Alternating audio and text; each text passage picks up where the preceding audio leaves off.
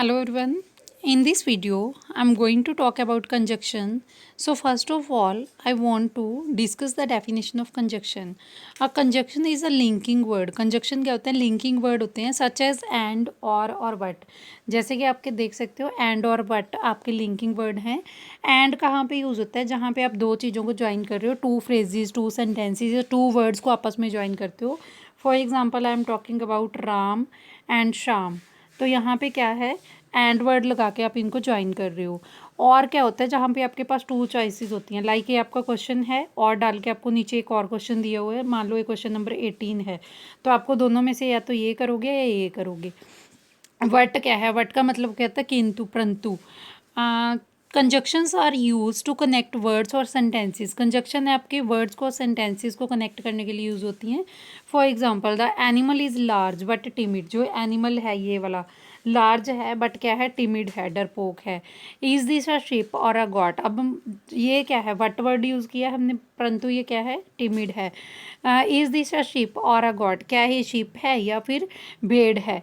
मतलब भेड़ है या बकरी है. तो हम यहाँ पे क्या कर रहे हैं? और वर्ड यूज़ कर रहे हैं इसको दोनों में से एक अल्टरनेट चेक करने के लिए.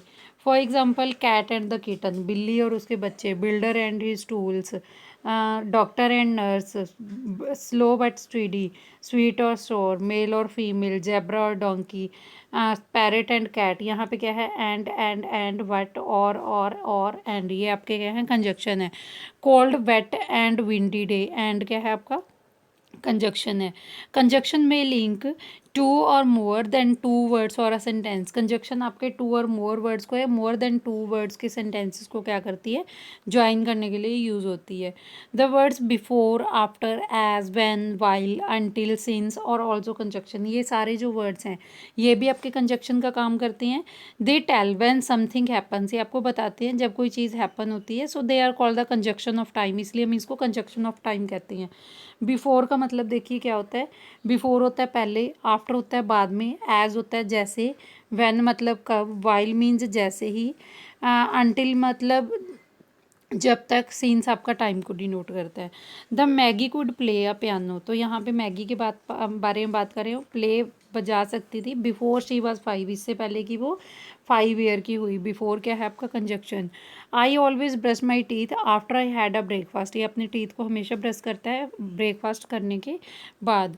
You have grown taller since you I saw you last. आप बहुत लंबे हो चुके हैं जब मैंने आपको लास्ट टाइम देखा था. टाइम को डिनोट कर रहा है सीन्स जैसे कि मैंने आपको बताया.